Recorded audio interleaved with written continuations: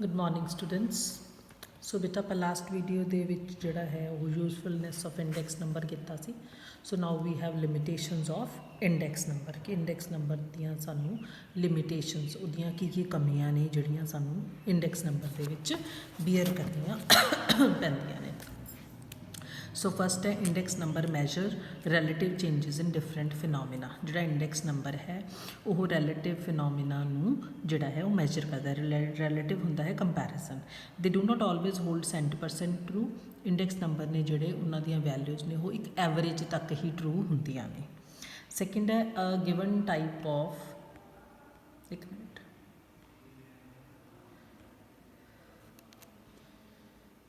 Second, a given type of index number is not specific for all purposes। ਜਿਹੜਾ ਅਸੀਂ ਇੱਕ index number formulate ਕਰ ਦਿੰਦੇ ਹਾਂ ਉਹ ਸਾਰਿਆਂ ਹੀ ਪਰਪਸਿਸ ਵਾਸਤੇ ਹੈਲਪਫੁਲ ਨਹੀਂ ਹੁੰਦਾ। Multipurpose index numbers can not be constructed. Multiple index numbers ਆਪਾਂ ਕੰਸਟਰਕਟ ਹੈ ਜਿਹੜਾ ਉਹ ਨਹੀਂ ਕਰ ਸਕਦੇ। ਥਰਡ ਹੈ ਜਿੰਨੀਆਂ ਵੀ ਚੇਂਜਸ ਕੁਆਲਿਟੀ ਆਫ ਕਮੋਡਿਟੀ ਦੇ ਵਿੱਚ ਕੀਤੀਆਂ ਜਾਂਦੀਆਂ ਨੇ ਇੰਡੈਕਸ ਨੰਬਰ ਕੁਆਂਟੀਟੇਟਿਵ ਕਨਸੈਪਟ ਨੂੰ ਦੇਖਦਾ ਹੈ, ਕੁਆਲੀਟੇਟਿਵ ਨੂੰ ਨਹੀਂ ਦੇਖਦਾ। फिर नैक्सट है जो असी बेसिस सलैक्ट करते हाँ उस टाइम अगर बायस आ जाता है तो जोड़ा बाकी सारी कैलकुलेशनस ने वो भी उत्थे अफैक्ट हो जांदियां ने। लास्ट है इंडैक्स नंबर है वो एक्यूरेसी नहीं होंदी। ये मोस्टली सैंपल कमोडिटीज़ के बेस के उत्ते ही बढ़ाए जाते हैं। Next types of index number first है बेटा प्राइस इंडैक्स नंबर। प्राइस के होलसेल तो रिटेल की गल करांगे। प्राइस इंडैक्स नंबर की ने मोस्ट पॉपूलर ने कॉमनली यूज ने। ये इंडैक्स नंबर की शो कर देंगे changes in prices of some commodities और group of commodities consumed in the given period with reference to the base period. Types ने होलसेल प्राइस इंडैक्स भी देख सकते हैं, असी रिटेल प्राइस भी। होलसेल प्राइस के असी general price level of commodities देखते हाँ। रिटेल प्राइस के असी रिटेल मार्केट के जड़ियाँ गुड्स बाय तो सैल की जाती हैं उन्होंने देखते हाँ। नैक्सट है quantity index number. Quantity index number help करता है सानू फिजिकल वॉल्यूम ऑफ गुड्स कितनियाँ एक गिवन पीरियड के बेचियां तो खरीदियां जांदियां ने। एग्रीकल्चर तो इंडस्ट्रीयल प्रोडक्शन के जोड़े इंडसिस ने ये इनकलूड किए जाते हैं। नैक्सट है value index number. Value index number की करते हैं they measure the changes in the value of some commodities और a group of commodities consumed और purchased in the given period. Value का फॉर्मूला होंगे बेटा price into quantity. Value index number के असी कमोडिटीज़ या ग्रुप ऑफ कमोडिटीज़ की value के चेंज को मैजर करते हैं। फिर है simple aggregative. Simple and aggregative index number हो सकता। सिंपल इंडैक्स नंबर ये इंडैक्स नंबर जो कंस्ट्रक्ट किए जाते हैं इंडिविजुअल कमोडिटीज़ में उसे सिंपल कह दें। एग्रीगेटिव मतलब कॉम्पोजिट टोटल। जो ग्रुप ऑफ कमोडिटीज़ वास्ते इंडैक्स नंबर कंपेयर असी कैलकुलेट करते हैं उन्होंने असी एग्रीगेट और कंपोजिट इंडैक्स नंबर कह दें हाँ। नैक्सट है cost of living index number. Cost of living index number में उसी कंज्यूमर प्राइस इंडैक्स नंबर भी कहने ये की करते हैं they help in comparison of average change in consumption expenditure of the commodity from one period to another period. एक time period तो दूसरे टाइम पीरियड के जो एवरेज चेंज कंजम्पशन या एक्सपेंडिचर होंगी है उन्होंने कॉस्ट ऑफ लिविंग कहते हैं। कॉस्ट ऑफ लिविंग मतलब तुहाडी लिविंग का खर्चा कितना आता है, ठीक है। फिर स्पैशल परपज़ भी जोड़े ने इंडैक्स नंबर बनाए जाते हैं।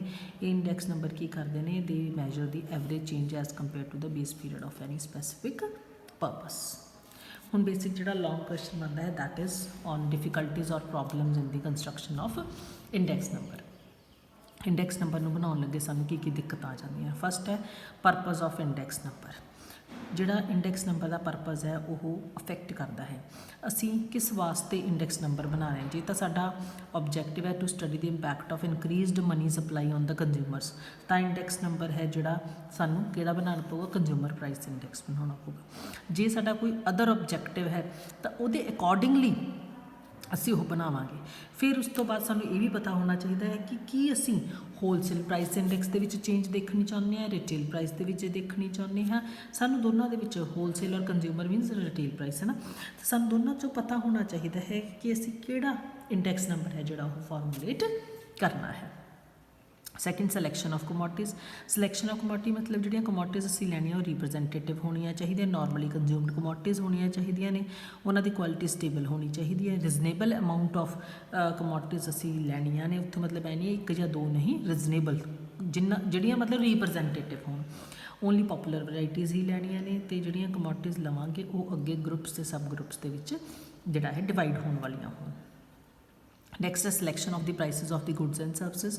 ਜਦੋਂ ਅਸੀਂ ਗੁੱਡਸ ਐਂਡ ਸਰਵਿਸਿਜ਼ ਨੂੰ ਸਿਲੈਕਟ ਕਰ ਲਿਆ ਤਾਂ ਪ੍ਰੋਬਲਮ ਅਰਾਈਜ਼ ਕਰਦੀ ਹੈ ਉਹਨਾਂ ਦੇ ਪ੍ਰਾਈਸਿਸ ਨੂੰ ਸਿਲੈਕਟ ਕਰਨ ਦੀ। ਤਾਂ ਪ੍ਰਾਈਸ ਨੇ ਜਿਹੜੇ ਉਹ ਰਿਟੇਲ ਹੋਣੇ ਚਾਹੀਦੇ ਨੇ, ਹੋਲਸੇਲ ਹੋਣੇ ਚਾਹੀਦੇ ਨੇ, ਕੰਟਰੋਲਡ ਮਾਰਕੀਟ ਦੇ ਹੋਣੇ ਚਾਹੀਦੇ ਨੇ, ਓਪਨ ਮਾਰਕੀਟ ਕਿਹੜੇ ਹੋਣੇ ਚਾਹੀਦੇ ਨੇ, ਇਹ ਡਿਪੈਂਡ ਕਰੂਗਾ ਸਾਡੇ ਆਬਜੈਕਟਿਵ ਦੇ ਉੱਤੇ।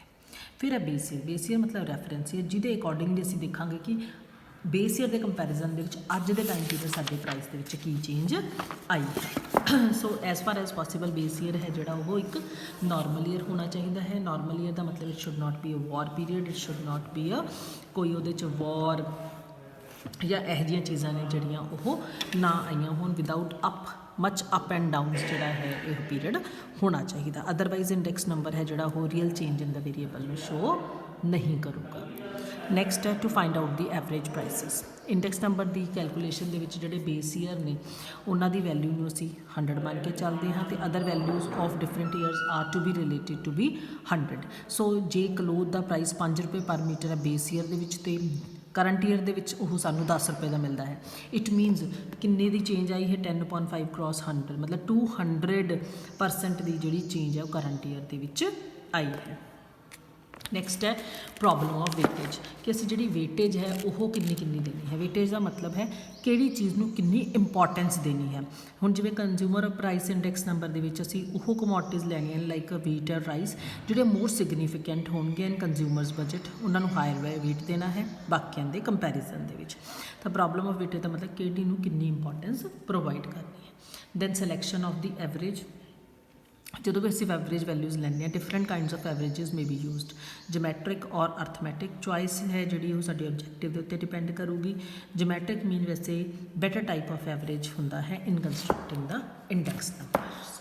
ਜਦੋਂ ਅਸੀਂ ਇੰਡੈਕਸ ਨੰਬਰ ਲੈਂਦੇ ਹਾਂ ਉਹਦੇ ਵਿੱਚ ਜਿਹੜਾ ਬੈਸਟ ਹੁੰਦਾ ਉਹ ਜਮੈਟ੍ਰਿਕ ਮੀਨ ਹੁੰਦਾ ਹੈ। ਨੈਕਸਟ ਆਣਗੇ ਬੇਟਾ methods of constructing, that we will do in the next video. Till then good bye, have a nice time.